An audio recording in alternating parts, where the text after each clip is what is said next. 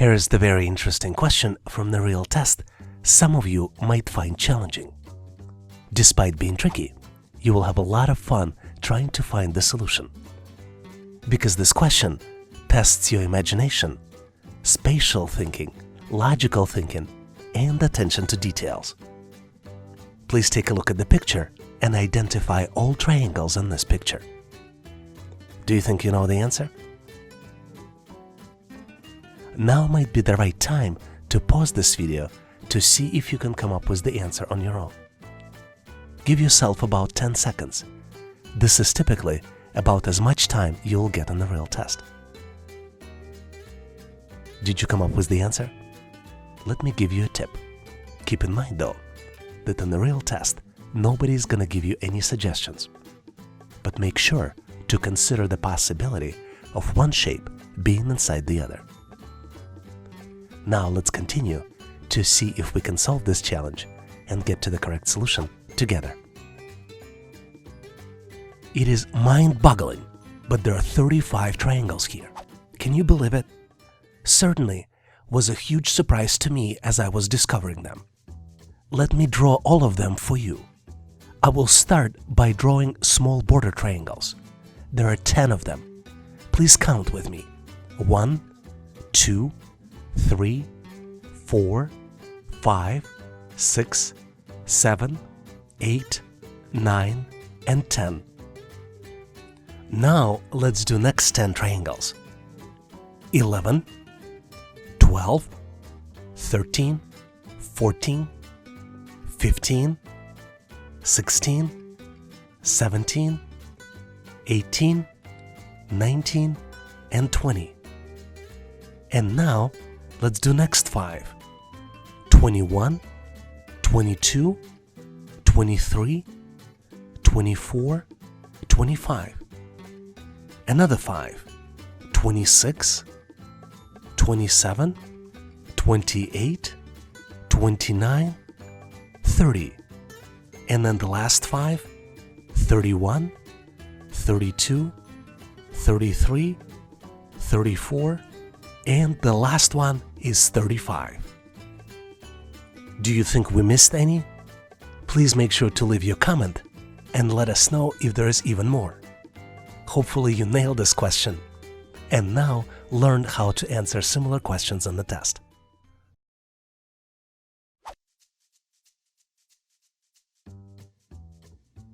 Here's the interesting question, which is easy to understand, but at the same time you will have a lot of fun solving it. You need to calculate the simple expression 12 divided by 2 and then multiplied on the value in parentheses, which is 3 minus 1. Take a look closely and see if you can come up with the answer. There are 3 operations here: division, multiplication, and subtraction. All you need to determine is which one to do first, second, and third. Do you think you know the answer? Let's continue and get it solved together. The order of operations in math tells us that the first expression we need to solve is in parentheses. We first need to calculate 3 minus 1. And obviously the answer is 2. The big question is, what do we do next? The order PEMDAS tells us that we need to do multiplication and division. But what order doesn't mention is that we need to do it from left to right. And what's interesting, the acronym itself is a little bit confusing because it shows multiplication first and then division. But in our case, we need to do division first and divide 12 by 2, and then do multiplication. Once we divide 12 by 2, we get to 6, and the final expression we need to solve would be 6 multiplied by 2. So the correct answer here is 12. Let me give you a quick hint. Even if you don't know the answer, you can always use a calculator. Most modern calculators do support expressions. Let me demonstrate. For example, if you type calculator in Google, it shows the calculator which you can use to solve the expressions. You can preview expression, and once you hit the equal sign, it calculates it for you. And you can see that the correct answer here is 12. Another alternative is to use Microsoft Excel, which is available on almost any Windows machine. Here you can enter the expression right inside any cell.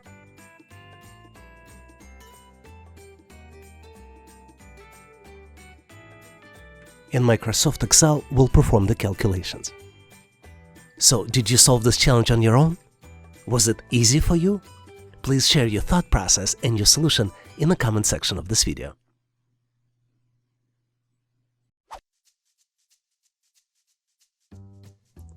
Here's an interesting question which tests your spatial thinking. How many four-sided shapes do you see? And you're presented with the picture on the left, which has a lot of different shapes. First, you need to be clear on the definition of four-sided shape and have a good understanding of what it means. Once you have the definition, you can count all the shapes on the picture that match this criteria.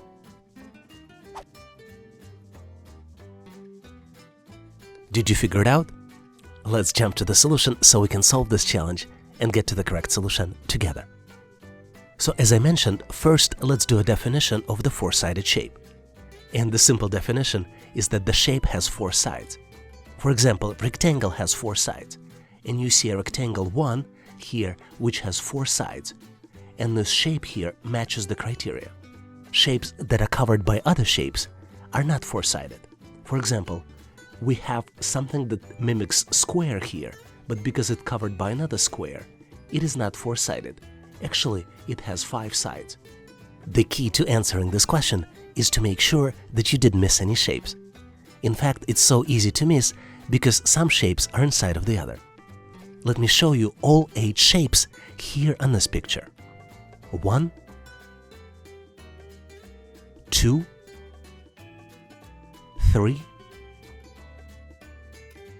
4, 5, 6, 7, and 8. Let's look at inside shapes that form another shape. Shape 2 and 3 form shape 4, and shapes 1, 2, and 3 form a shape 5. Now, was it easy to solve for you? Do you see any shapes we might have missed? Please share your thoughts in the comment section of this video.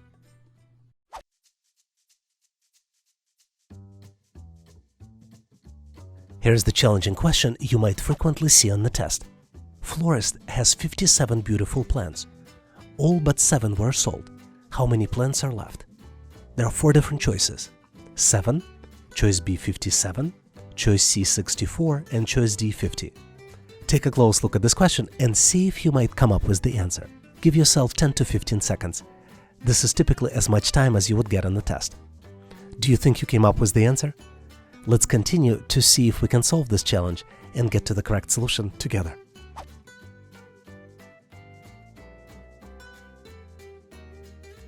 I think you heard me correctly. So the answer is 7 plants are left. How is it possible? The answer is hidden in the tricky worded sentence. All but 7 died. So this is why the correct answer is A. Florist had 57 plants and all of them but 7 died. That's why the correct answer is A, 7. Hopefully you've nailed this question and now know how to answer similar problems in the test.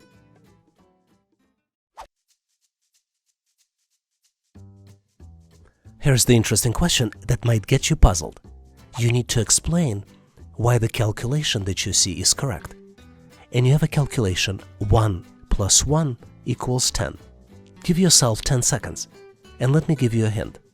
Try to think out of the box and try to see what else can be going on here besides just the calculations.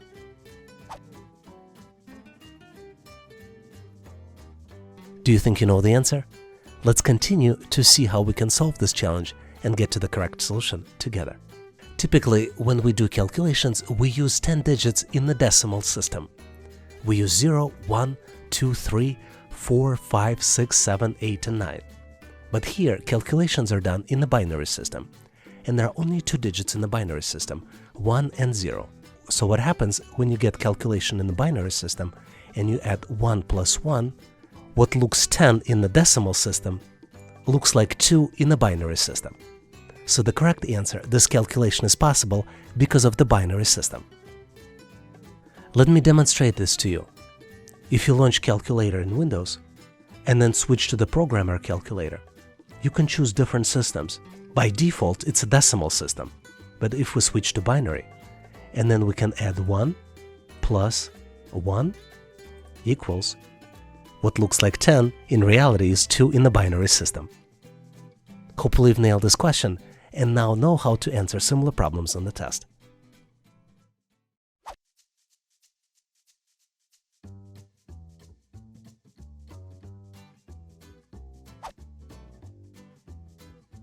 If you like solving word puzzles, this question might be for you. You need to look at the 9 letters on the left and determine what word can you form using all the letters in the box. Give yourself 10 to 15 seconds and see what's the best way to solve the problem. I'm going to give you a quick hint. Sometimes, as I move from left to right, or from right to left, or diagonally, or up and down, you might get an idea of what kind of word you can form.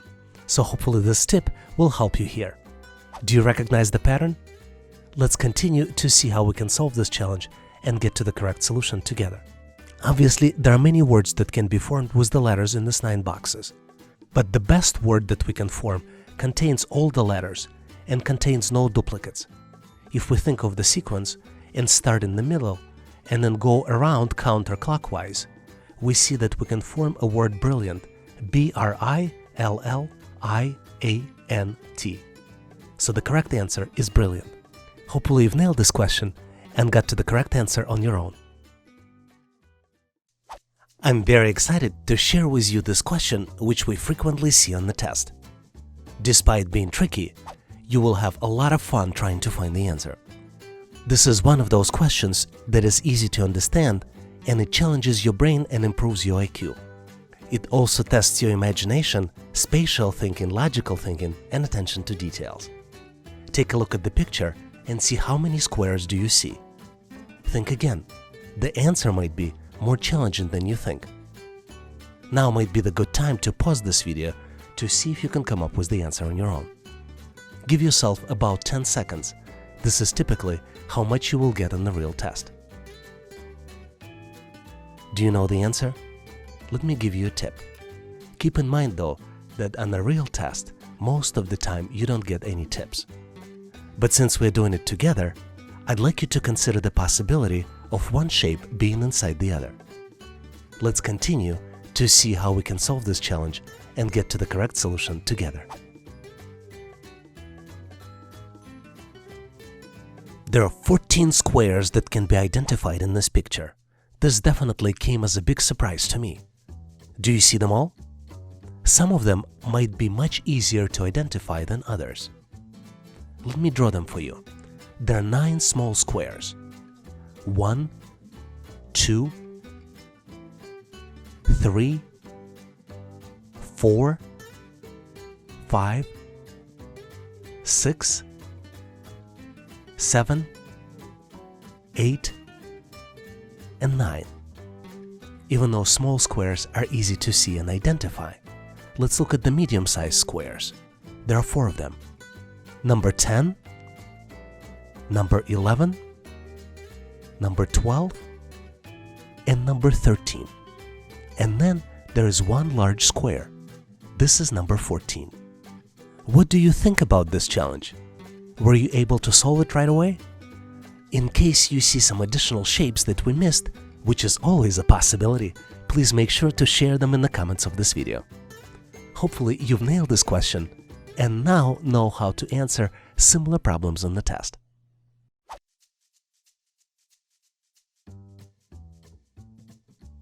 I had this question being asked as part of consulting job interview. How many seconds are there in a year? Take a look at the picture. It might give you a hint. Do you think you know the answer? Think of the logic. How would you calculate how many seconds are there in a year? Or maybe there is an alternative. Always try to think out of the box. This would be my hint to you. And give yourself 10 to 15 seconds. This is as much time as you might get answering these types of questions in the test. Now let's continue and get to the correct solution together. Obviously, this is a tricky question, and it challenges you in understanding of the word second. There are two meanings in the word second. One is second, for example, 1 minute has 60 seconds. But second one is second, where you have sequence of first and second.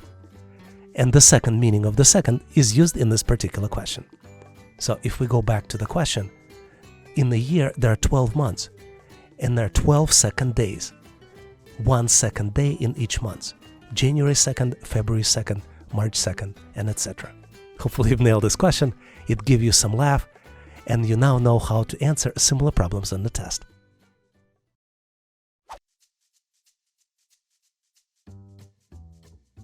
Here is the question which tests your understanding of English language, your vocabulary, as well as your ability in logical reasoning. What has 4 legs but can't walk? Do you think you know the answer? Now might be a good time to pause this video to see if you can come up with the answer. Do you think you found the answer? Let me give you a quick hint.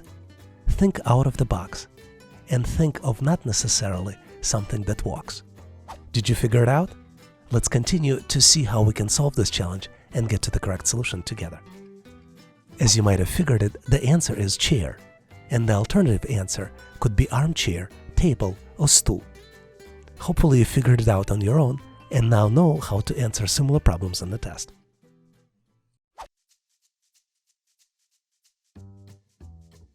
Here's the interesting question you see sometimes on the test. It checks your knowledge of verbal reasoning and understanding of the problem. And some people might argue that it tests your sense of humor as well. Young professional realized that pockets of his jeans were totally empty. But then he realized there was something else in there. How is it possible? Do you think you know the answer? Give yourself 5 to 10 seconds, maybe 15 seconds. This is typically what you get on the test. Also, I'm gonna give you a hint. Please take a close look at the picture to see if you might see something unusual. Do you think you know the answer? Let's continue to see how we can solve this challenge and get to the correct solution together.